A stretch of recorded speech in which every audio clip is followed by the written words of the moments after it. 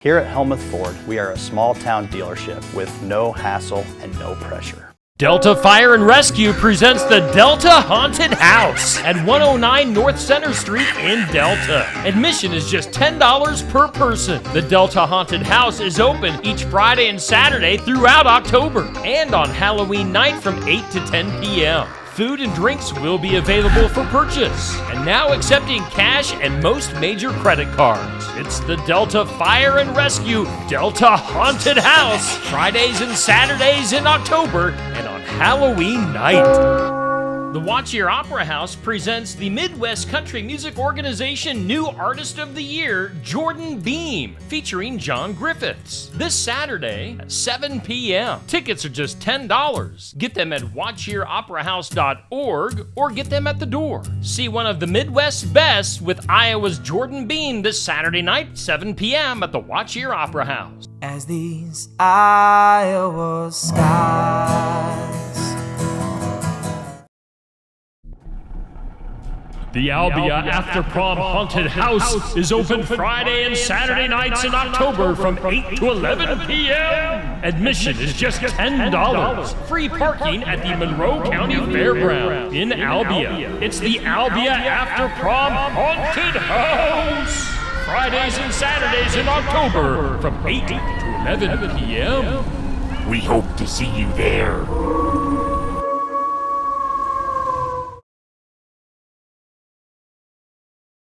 Edition of Morgan You Asked For. Busy night tonight in sports.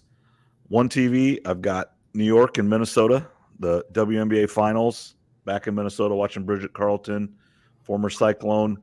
New York just took the lead 74-73 with a minute left, so it's all the way down to the wire there.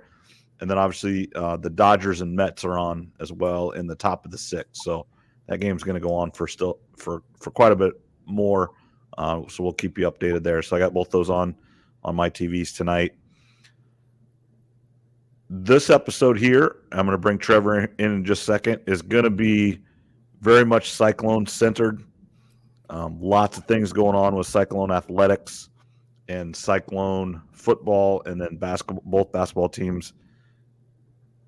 It's just never, I know in my lifetime, and very few schools, in fact, they're the only school, I'm a little surprised at that a little bit, that ranked in the top 10 in football and men's and women's basketball.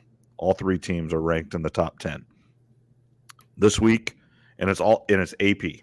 Obviously there's coaches polls, but this is the AP poll. Number 9 in football, number 5 in men's basketball, and number 8 in women's basketball. And then just a little bit more context, they are number 4 in cross country, which for those of you cross country fans, that's great. For those of us that just the three main sport, and then wrestling will be ranked top 10. Some say top 5. I'm just going to say they're going to be ranked, but that's not out yet. And again, they don't have an AP poll in wrestling. It's like the National Wrestling Coaches Association poll. So for the AP, 3 main sports, all ranked, top 10, best it's ever been in Cyclone history, and can't get any more exciting than a home game, another night game. They're wearing blacks. Every game gets bigger and bigger. Is Central Florida the best team that we played so far? No. But is it the most important game we have? Absolutely. And we've talked about this week after week. The next game is the most important game. As long as you keep winning football games, every game gets bigger and bigger and bigger. It doesn't matter who it is. It could be a team that's 0-7 or 8 or 9, whatever game you're on, or a team that's undefeated. It doesn't matter who it is. They just have to keep winning. Yeah, things are good for Iowa State right now. That's a little bit of salt in the wound for Iowa fans. If Iowa could have won that Cyhawk game, Iowa State probably wouldn't be ranked in the top 10 right now. So, yeah, a little bit more salt on that wound. But things are good for Iowa State. I thought that was an impressive win they got at West Virginia last week. That's a tough place to go at night on the road. That was a hostile crowd. Good for Iowa State. I think they keep getting wins this year that normally they wouldn't in the past.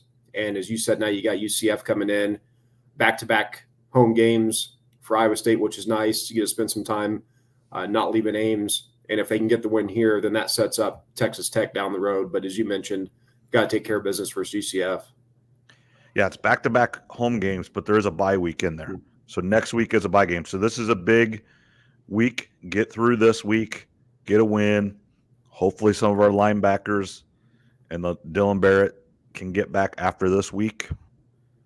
And, you know, some of those players that you kind of thought were out for several weeks that got hurt in camp, we're now at the point in the season where, say it was a high ankle sprain or a broken bone or something where it's 6 weeks till they're healthy. Well, now we're approaching week 8, 9, 10. So yeah, 6 weeks to get healthy and then 3 weeks to get ready to play.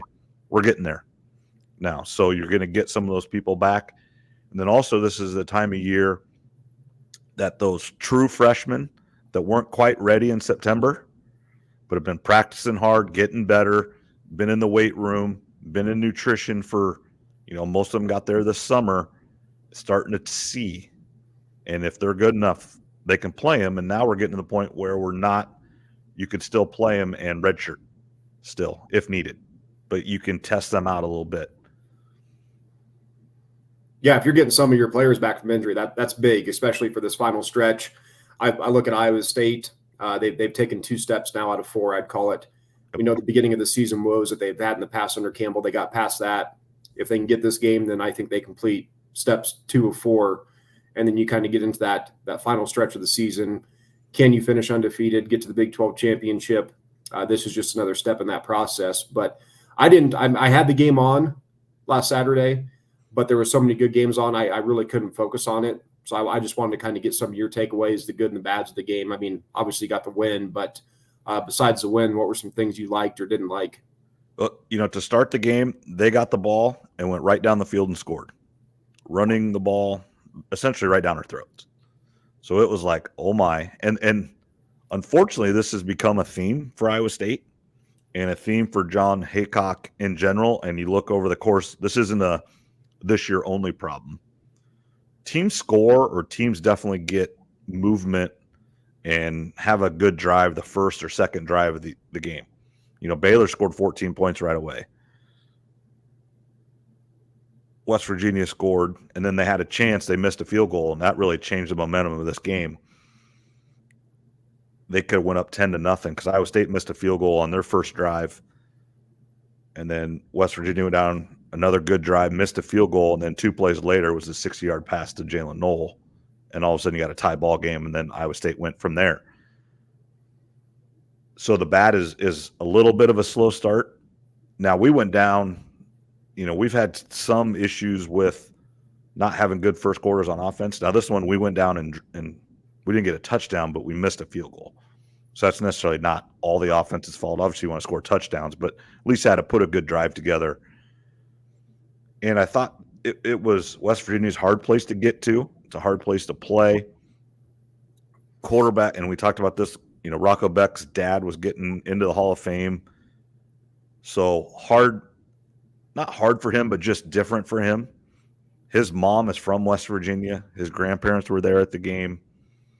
You know, his dad's from Philadelphia, you know, just went to school there, but met his mom there. So he's got West Virginia ties. Growing up, your mom and dad are West Virginia athletes.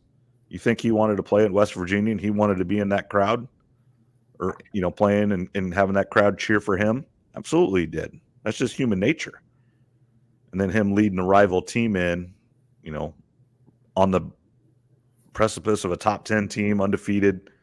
And he had a great game. No real mistakes, just did what he needed to do. And Iowa State just went on a pretty good run there and then slowed her down. And then there was a, you know, kind of a end of the game touchdown that they gave up that really didn't matter. So it made the score look a little bit closer than it was, but it wasn't really that close at all. Iowa State dominated that game. And what's happening is Iowa State is showing how good they are. And we've talked about it, and we'll continue to talk about it, how similar Campbell and Ferentz are. That once Iowa State gets a 2-score lead, it's just anaconda mode. Run the football, throw it a little bit. Don't have to go score 50 points.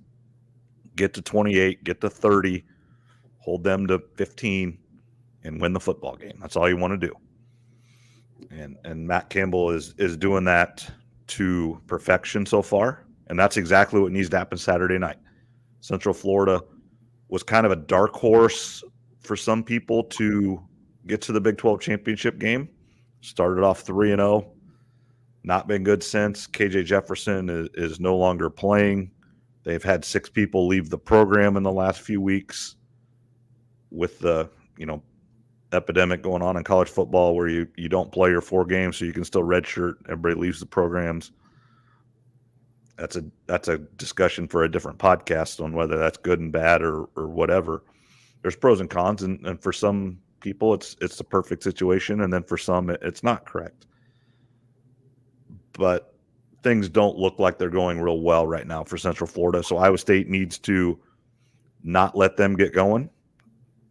Start fast, bury them, and then cruise in the second half. That's what you'd love to see. Yeah, for Central Florida, that was a team that you and I both didn't buy into the preseason rankings, and it looks like looks like we might have been right on that one at least. For Iowa State, assuming they get this win, and you talk about the slow starts, you wonder if a team like Texas Tech, what happens if Texas Tech gets up, 20-7 on Iowa State real quick, or maybe going into halftime, can Iowa State come back? So you hope that doesn't come back to bite them. I think Iowa State's got a little bit more juice to mount a comeback if that does happen than an Iowa team would. But so far, things are really looking good for Iowa State. Are you going to be up tailgating this week? Yeah, so it's going to be kind of a hectic. Just kind of interrupt. Sabrina Nescu just hit a 3 with 1 second left to win the game for the Liberty. So the Liberty do win on a last-second shot. I didn't see how Minnesota came back to tie it, but she hit a crossover 3 with 1 second left, and then they didn't get it back on the other end. So the Liberty do beat the Lynx and Bridget Carleton. Yes, I'm going to be there. We're going to go up. So I've only been to 1 game. How about that? With our Ryder Cup getting moved and Tyler having some soccer games, and we've got soccer this week too. So yeah, we're going to go up Friday. We're going to stay all night in the camper. Tyler, and then he's taking his friend Jaron, and we're going to go up, have a great time. And then Saturday morning, probably about 10:30, maybe 11 o'clock, we got to leave because Tyler has soccer at 1 o'clock in Pella. So we're going to go back to Pella. He's got to play soccer 1 to essentially 2:30. Then we're going to go right back up. So we'll be back up there about 4 o'clock by the time we get parked and everything, and then tailgate till 6:30. Go to the game, and then we'll stay all night again in the camper and go home Sunday to another soccer game.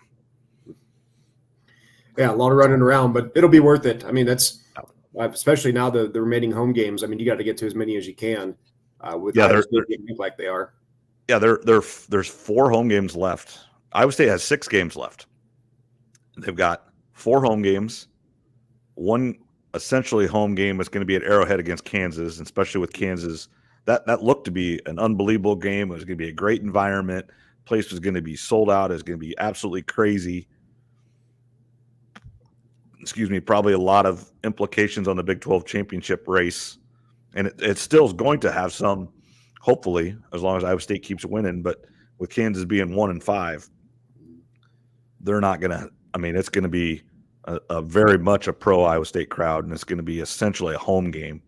So the only true road game Iowa State has left is at Utah, which we talked about before. And I know Utah's not having the season that we thought they were going to, but that's still going to be one heck of a challenge. Never played at Utah before.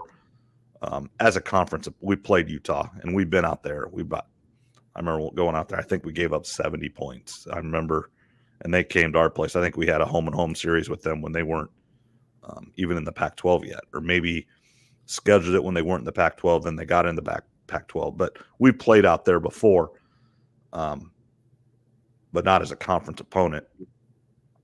And they're going to, want to hopefully stay in the race if they can win a few games up to that game, and whatever, ruin Iowa State chances or put a dent in them. I mean, if that's Iowa State's first loss, then that really doesn't change a whole lot, just except for maybe you have to win out. But yeah, I'm downtown. And then back home to Kansas State, which is obviously, I think that game's gonna be the whole kit and caboodle. About